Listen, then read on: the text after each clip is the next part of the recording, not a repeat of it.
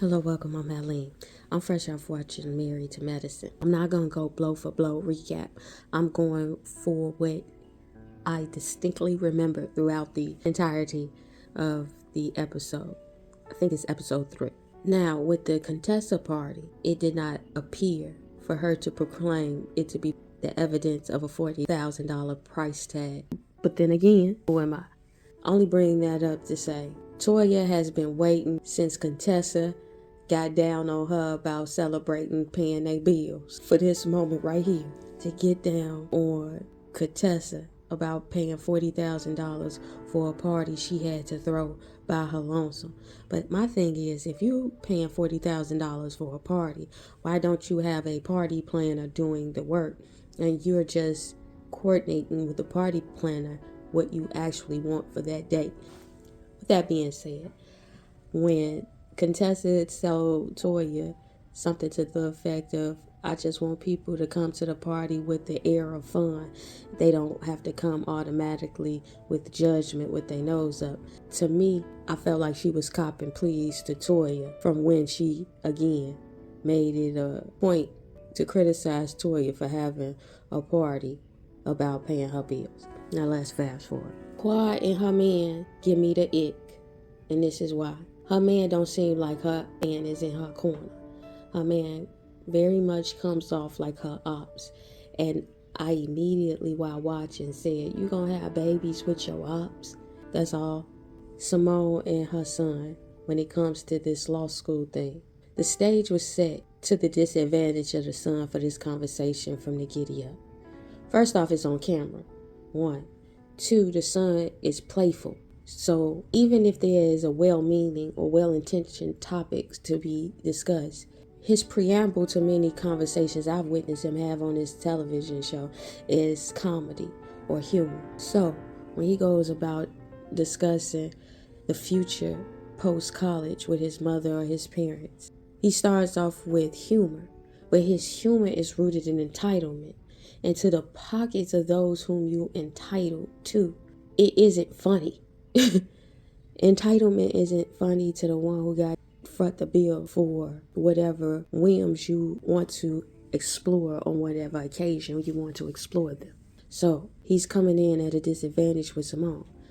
He does not have the same disadvantage with Cecil. Twofolds. I believe ideologically, Cecil has the conviction that if you are afforded the grace of economic fortunes that your previous generation could not afford you in the same way, you then afford the next generation's privileges that were not afforded you.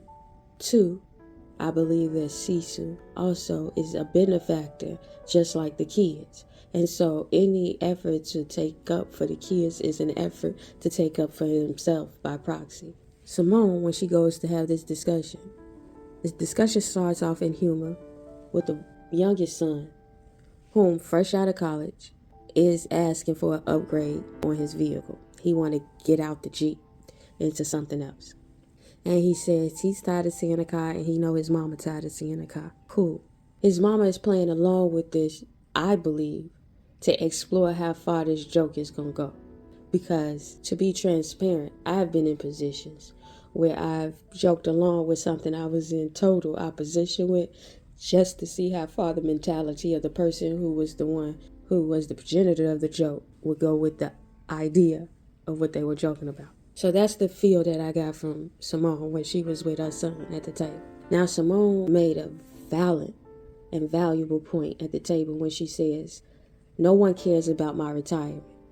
I am fresh off of watching a Bell Collective reunion a few weeks ago where Marie Monroe is lobbying with her partner to allow her to be able to retire from her long career, which to me gives the impression that she has the capacity economically to forego further labor or employment in this field and would be able to live according to the standard of living she's accustomed to living while working.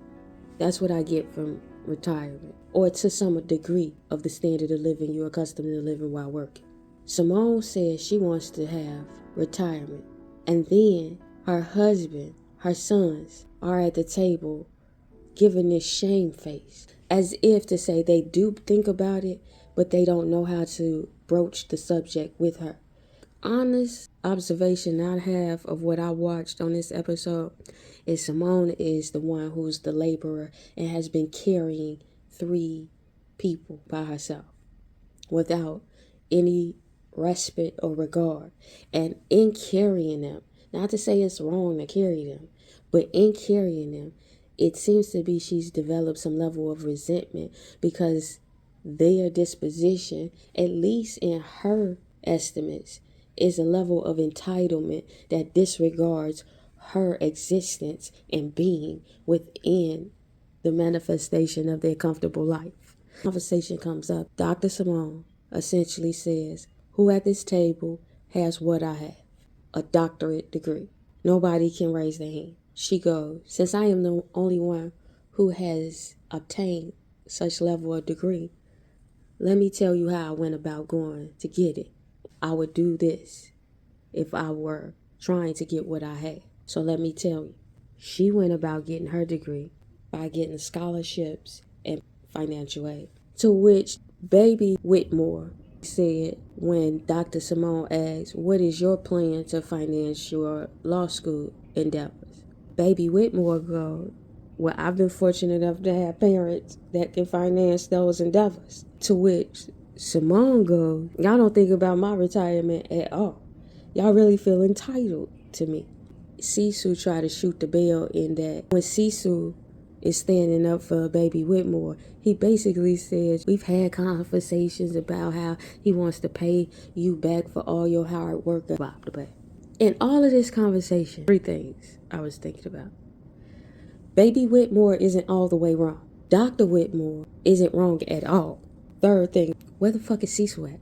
What is Sisu contributing to the aspirations of his sons and the expectations of his son, and that they can count on him to shoot them to bail when they have these expectations concerning their mama? Because it appears that what Dr. Simone is saying is, I's tired. I don't want no more. I've not planned for y'all to be perpetually on the teat of my labor, because I have financed your education, and any forays in the matter of education should be supplemented by said education you are attaining. When I say the youngin' is not all the way wrong, I also understand that if I have been privileged enough to be in a situation where my parents are economically not only stable, secure, and abundant, to the extent that I can make increase into asking them directly for help for my endeavors in education, instead of automatically defaulting to agencies and governmental systems. Why wouldn't I imagine to go home first? That's just logical. I also am put in the mind, I've just watched Kimora Lee's reality show on E! Television, where personally, and forgive me for the judgmental perspective I'm finna have, personally, I feel like them kids are out of line. What I can't applaud Kimora, they have an expectation that they're going to be always working. And 2, they were and are educated and being educated highly. The Kendu son, his ass is at Sierra Canyon. That's where LeBron's son went to. The one who went to New York University. Then there's one who went to Harvard. The one who went to New York University, NYU, to me had the most compelling degree. And ultimately, at the end of the episode, the other sister who went to Harvard had to concede, like, my sister is intelligent. She know what the fuck she talking about when it come to fashion and the direction and the vision she has for what she has. So in that regard, they have the comfortability to have the confidence and explore their passions and yearnings because they have the economic backing of Kimora. And even though I may be appalled on some end, I'm only seeing it on TV. But as far as what they've exposed, as far as how they've manifested their education in a very practical way, congratulations. I bring that up to compare to Dr. Simone and her sons. In Kimora reality show, her daughters, we see them non-stop working. One, her daughter came back from a 6-month vacation. She was fresh off of graduation, went to Bali, came back home, and her mama put her to work the very day she got off the plane. It's another one who models, even though she has an entitled spirit about her, she has the awareness to at least have admiration and reverence for her mother and the work ethic her mother has displayed to her over the years, and the privilege of access to the work that she is being able to flourish in. On the other hand, I don't know if this Bravo edited. I don't know what the case may be about the way we get to perceive those boys, Cecil and Dr. Simone. Ultimately, the way I see it is Dr. Simone is left holding the bag. Dr. Simone is tired, and she's marching on into senior citizen age in a way that she is looking for some backing that it seems that she feels bereft of. And again, my ultimate question is, where is Cecil? What does Cecil contribute? The new medicine wife, who is actually, she's a nurse who does Botox and cosmetic work. I believe her husband gave her the gift, her and her girls, the night out at a club and having whatever they like for the night.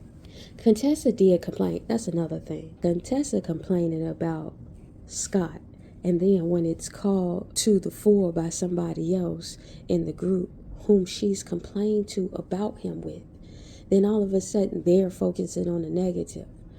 I understand that people look for respites and spots in where they want to vent without it getting thrown back into their faces.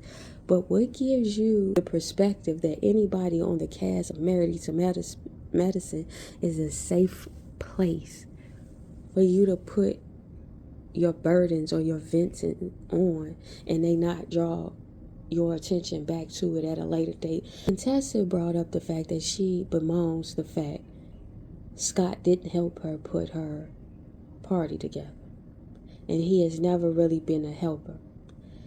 She has went as far as to tell the new nurse on the show, but she likes some advice.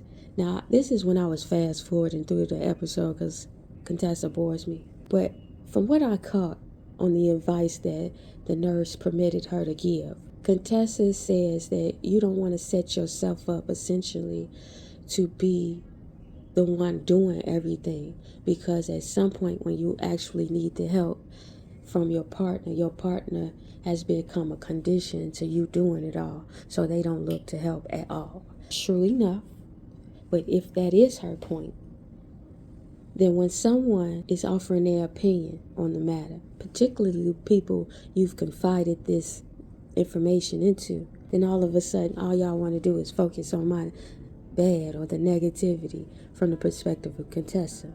That's not right if you gonna share. And then not only share, you gonna bemoan the woman who invites you into her festivities. And instead of being appreciative of the moment and the time to spend with friends, you diminish the time by saying negative things about the person who provided the space and the amenities for the time, which was her husband, the new nurse's husband. And then you make fun of the girl. Mind you, Contessa said the party that she threw for herself was the first ever time she ever threw a party ever in life, ever for herself, ever in life she ever threw this party. She comes to the table wanting, or at least among the very people, that nurse is who she told that she wanted to give the advice to about the expectations you set up with your partner.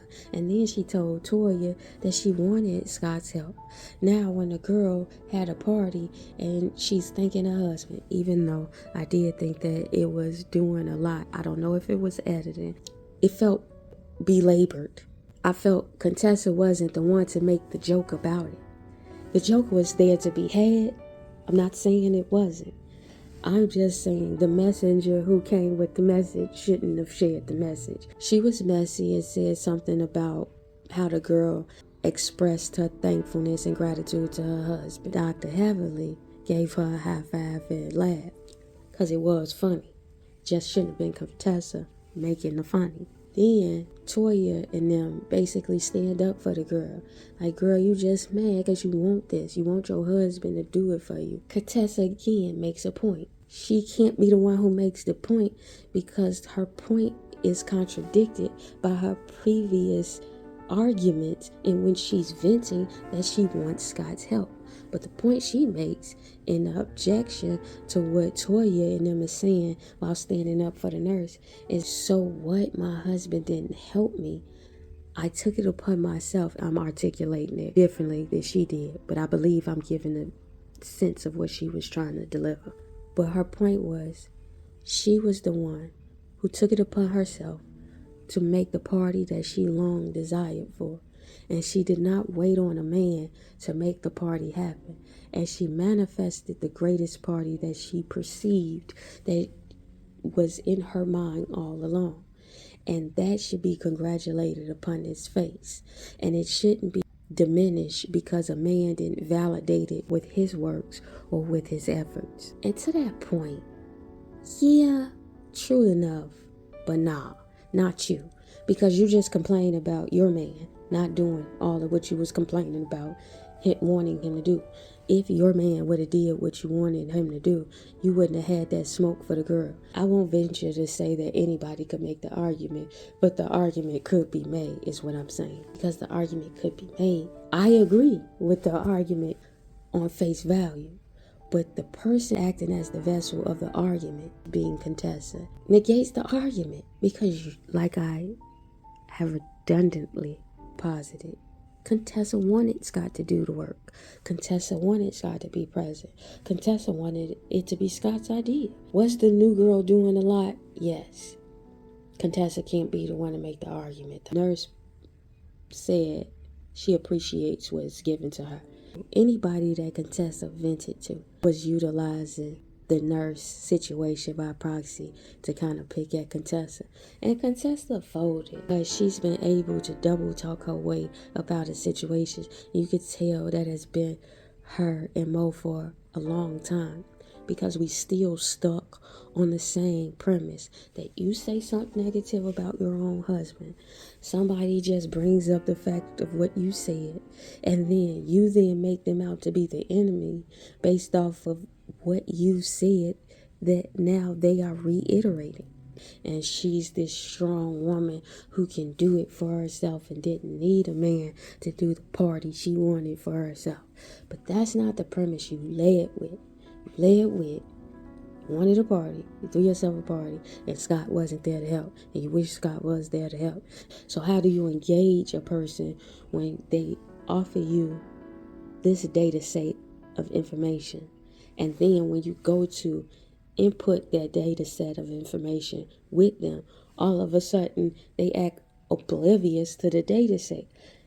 And now you feel gaslit because you act like, well, I got the data set from you. Another thing, let someone get a divorce. Stop forcing it. That was Married to Medicine. To the ethos. Tell the future I said so.